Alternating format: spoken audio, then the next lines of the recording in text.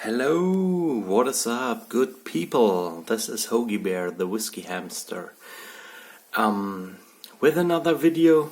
Haven't done one for quite some time, but I didn't know what to do a video about, and so now somebody asked me online in a chat of a befriended YouTuber, whiskey tuber, to do another video, and so I will do one. Okay. So, what have we here tonight? I thought I'll do a video about my latest or some of my latest purchases, within the last couple of weeks or 1 or 2 months, and just present some bottles to you. And these are the candidates. Today's candidates. Let me zoom back. Okay, that's a nice different, quite a variation of different malts and blends, and I'll tell you something about them, okay? Let's start on the right side with the Naked Grouse. That's you probably know the famous grouse, and they have like a bunch of different kinds of malts out there. And one of them is the Naked Grouse. And for quite some time, it's more of an entry-level malt, but for quite some time I wanted to get a bottle to see what it was all about. Because this Naked Grouse actually once, or like say a year ago and before that, this was a blended Scotch. So it contained grain whiskey. And I don't know, maybe a year and a half ago, they made the switch to transform it into a blended malt. So this bottle now only contains different malt whiskies.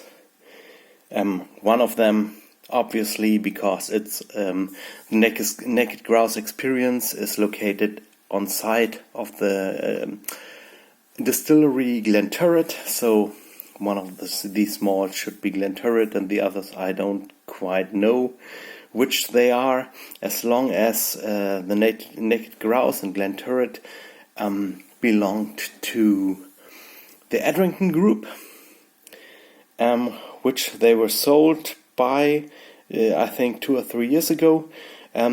It perhaps contained a little bit of a Macallan and Highland Park, which were also distilleries, or are still distilleries owned by Edrington Group, but then they sold Glenturret and perhaps the Naked. Not perhaps. I know that they also sold the brand name of their blended Scotch / blended malt brand, the Naked Grouse, or the famous Grouse. Okay, now I purchased this bottle when I got back from Edinburgh a couple of weeks ago. At the airport I had like £34 left and had to spend them on something because, to make the currency change back. With this kind of money, or a rather small amount, you really lose some money, and then you probably lose like £8 in the process, or £10, and so I didn't want to waste my money. And so at the Edinburgh airport I purchased this Naked Grouse, and there you can already see the grouse it's embossed in the bottle. It's quite a a simple but effective bottle. Obviously, when you look at the color, it's definitely a colored whiskey. But to be sure, on the label, please focus now. Yeah, it says blended malt Scotch whiskey. So you know, and I know I got the real bottle. It's a 1 liter bottle, as is quite usual for travel retail. Okay, and I tried it, and I thought, now I heard some good things about it, and when I tried it, I thought, well, now it's blended all malts. Even though it doesn't have an age statement, it will be quite nice. But to be honest,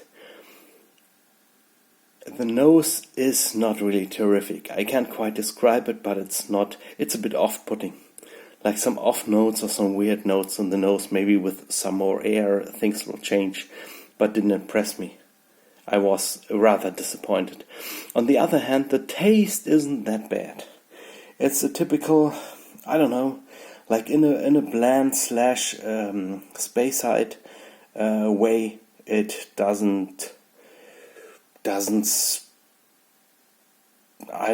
feature any peat, and it's an easy sipper. But I don't know if for £33, even though it's a liter bottle, if I will definitely not rebuy it after this bottle is gone, and I'll probably share it. Share it very graciously with beginners in malt and others, maybe at some parties. So, but that's a Naked Grouse. Still kind of thankful for the experiments, and I still appreciate, although it's colored, that it's a blended malt now. Although it's been bottled at 40% minimum and not 43, which I beforehand heard about or thought I heard about, and was a bit disappointed as well. So anyhow, that's the Naked Grouse for you. Then we get to the next bottle, which I've purchased quite a while ago. It's a classic bottle. It's a Chivas Regal 12. It's a normal, like, European version 7TCL Chivas Regal 12. It's not very impressive, but I bought it for a comparison's sake, to compare it with an old version of Chivas Regal 12. If you wonder when I get this bottle of the old Chivas Regal 12, it's from the 80s/90s, somewhere in between there. Get it out of the box now. Don't be confused, as the bottle is unopened.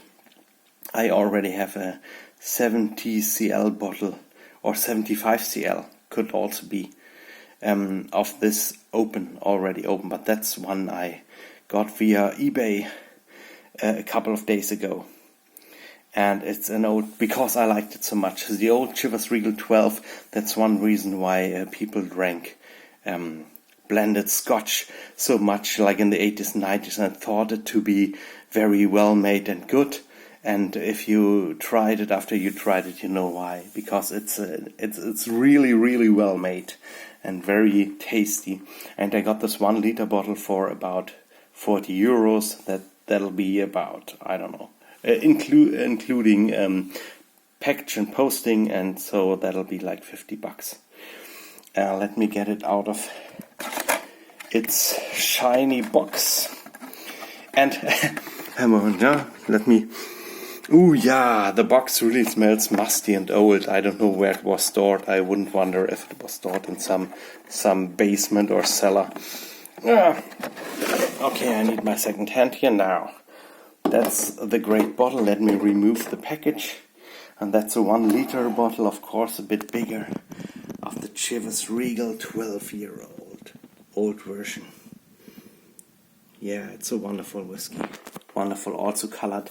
But you have to know that this bottle was actually, in the 80s, 90s, was sometimes bottled at 40 ABV.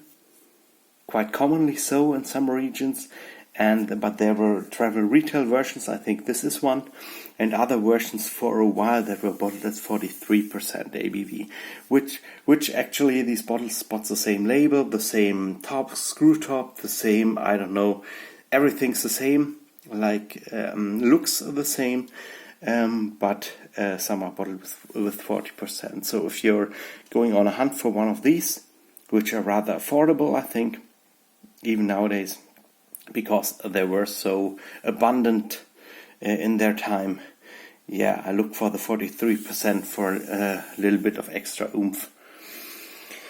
Okay, so I'm really looking forward to trying this bottle.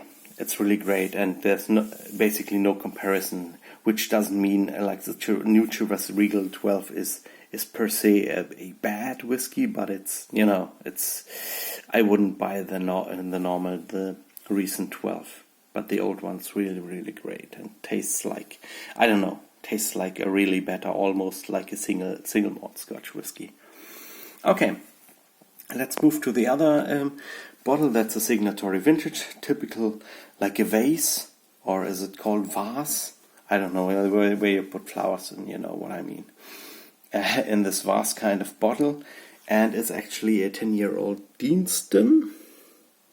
And if you look closely, yes, that's not a mistake. It's bottled at 67.6% ABV, and was for quite some days the highest strength that Signatory Vintage, with all their different bottlings, all their distilleries, like the highest they ever put out.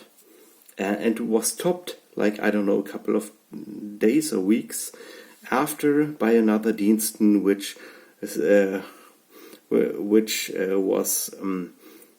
filled at 67.7%, so 0.1% higher ABV.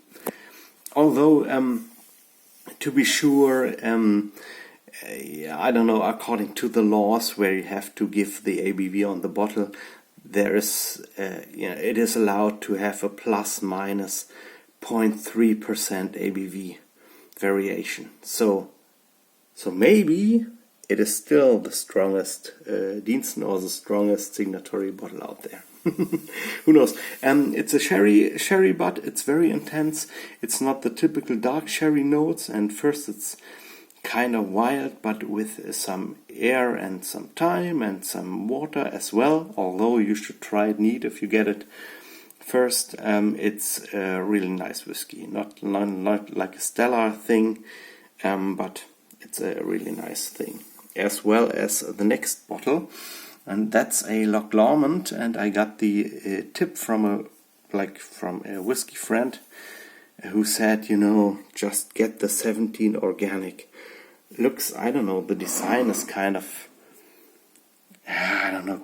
weird modern design with the orange 17, but it's their organic whiskey at 17 years, and although it's not a single cask, you can, please focus, you can see that it's actually bottled at 54.9% ABV, so it's a small batch. I don't know how many bottles they put out, maybe a couple of thousand. So it should be still available, and it's really good bang for the buck. I got this bottle on sale for under 50 euros. For the 17-year-old, it's really great, and you could think that, okay, that's Loch Lomond, and Loch Lomond sometimes isn't very good. But this one really features lowland notes, although it's Loch Lomond is situated in the lower parts of the Highlands, above and to the west, I think, a little bit above and to the west of Glasgow, actually. This one's really great whiskey.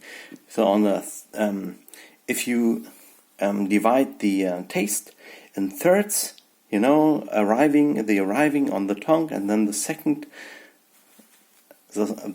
third in your mouth just when you swallowed it, but it's not like the finish. But before, you can have these fruits, these lowland fruits, very, very interesting, like peaches a little bit, and what's the other one? Figs. Yeah, figs.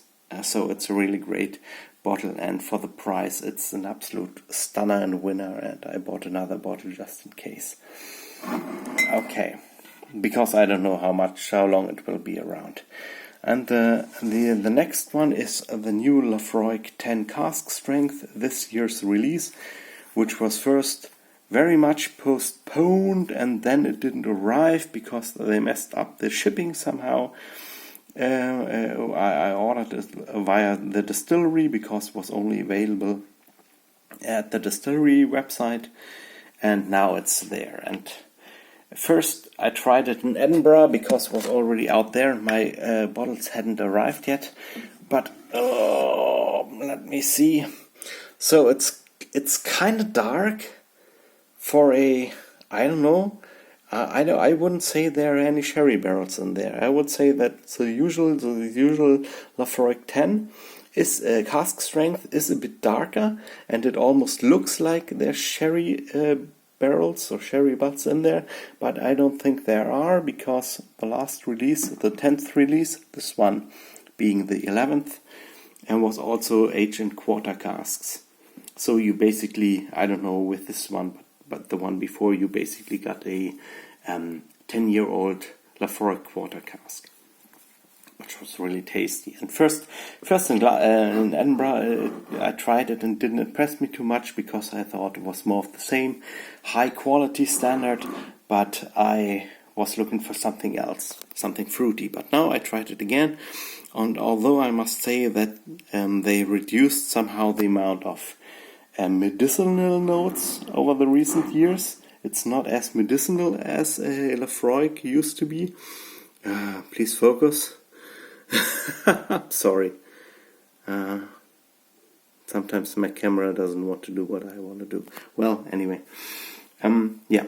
It's still a very good dram, and if you can get it, I don't know, I think without packaging and postage, I paid like roughly 72 euros for the bottle, and I think if you haven't had any Lafroy cask strength and it's sub $100 or sub 100 euros or slightly over $100, you should definitely get a Lafroy cask strength, so you know what it's all about. And yes, it tastes, because it's a small batch and different barrels, it tastes different from the regular 10-year-old. It's not just amped up to this year 58.6%, but it's a really a unique taste, and it's better quality overall.